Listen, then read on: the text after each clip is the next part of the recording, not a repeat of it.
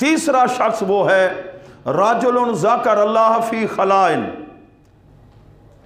कि लोग सोए हुए मीठी नींद उठता है, वुजू करके अल्लाह का जिक्र शुरू कर देता है, जिक्र का नूर दिल में आता है और दिल मोम हो जाता है, नरम हो जाता है, आंखों में से आंसू की बरसात जारी है, अपने रब का जिक्र कर रहा है। अला बिज़िक्रिल्लाह तत्मइनुल कुलूब, तो दिलों को सुकून भी अल्लाह के जिक्र से मिलता है। आंखों में आंसू आ गए।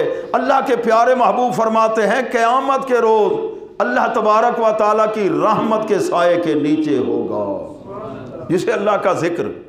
हर चीज जिस तरह उसके लिए खराबी, लोहे को जंग लग जाता है, दिलों को जंग लग जाता है, लोहे के जंग को खत्म करने का और तरीका है, और दिल अगर जंग आलूद हो तो अल्लाह के जिक्र की बरकत से ये जंग खत्म होता है। जंग की निशानी क्या है? 5 वक्त अजान भी सुने और मस्जिद से भागे, दुकान पे चला जाए, कारोबार की तरफ चला जाए, लेकिन मस्जिद की तरफ आना नसीब ना हो। यूं समझिए दिल के अंदर बीमारी है, दिल का ये मरीज हो चुका है। जब तक इसका इलाज नहीं होगा नमाज की तरफ नहीं आएगा।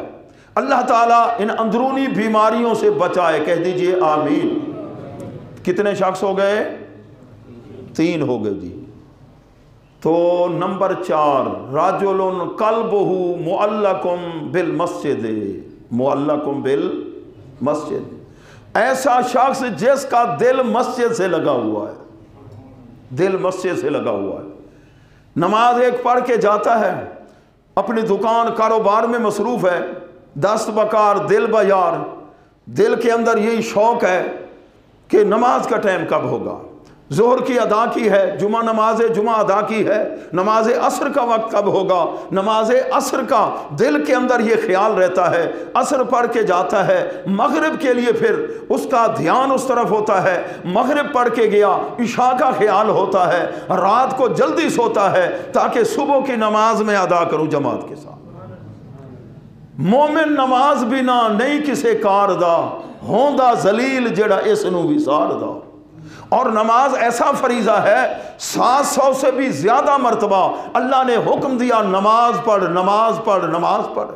तेरा बेटा अगर 1-2 मरतबा तू हुक्म या कोई काम किसी काम के लिए कह ना माने, तू नाराज हो जाता है औलाद से। और जिस खाले के मालिक, खाले को मालिक ने तमाम नेमतों से नवाजा है, वो परवरदिगार जो सबसे ज्यादा मोहब्बत फरमाने वाला है अपनी मखलूक के साथ, प्यारे महबूब के गुलामों 700 से भी ज्यादा मरतबा उसने हुक्म दिया कि नमाज पढ़, नमाज पढ़। हुजूर गौसे आजम रजी अल्लाह ताला फरमाते हैं बेनमाज अगर मर जाए उसको मुसलमानों के कब्रिस्तान में दफन भी ना करो। इतना मनहूस है बेनमाजी। एक घर के अंदर एक बाबा नमाज पढ़ता, बाकी छुट्टी, तो नहूसत होगी या ना होगी? एक की नहूसत की वजह से हज़रत ईसा अलैहिस्सलाम का गुजर हुआ, देखा सारा इलाका हरा भरा है, लोग खुशो खुरम हैं। साल के बाद आप वहां पहुंचे तो लोगों से पूछा, बागात तुम्हारे उजड़ गए हैं, हालात तुम्हारे और चेहरे भी ऐसे अफसुर्दा अफसुर्दा हैं, लोग बड़े परेशान हैं। पूछा तो उन्होंने जवाब दिया, एक बेनमाजी आया, हमारी फसलों को, बागात को, बाग जिनको पानी लगता था जिस नहर से, उसने आकर अपना मुंह धोया है। उसकी नहूसत की वजह से सारा हमारा सिस्टम, और जहां मोहल्ले में इल्ला माशाअल्लाह चंद आदमी 5% के अलावा सारे बेनमाजी, फिर बेनमाजी होना और गुनाह, फिर शराबी, फिर सूद का कारोबार, जिनाकारी, सारी बुराइयां तमाम हों, तो बताइए उस मुआशरे में सुकून कब होगा? कभी सुकून नहीं आ सकता।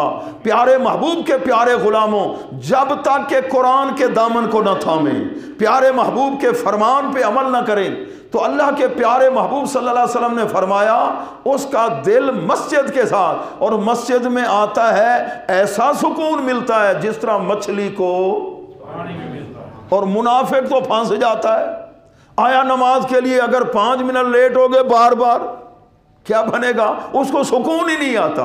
और जिसको सुकून आता है मस्जिद में आकर, वो तो चाहता है ज्यादा वक्त अल्लाह के घर में मेरा गुजरे। प्यारे महबूब के गुलामों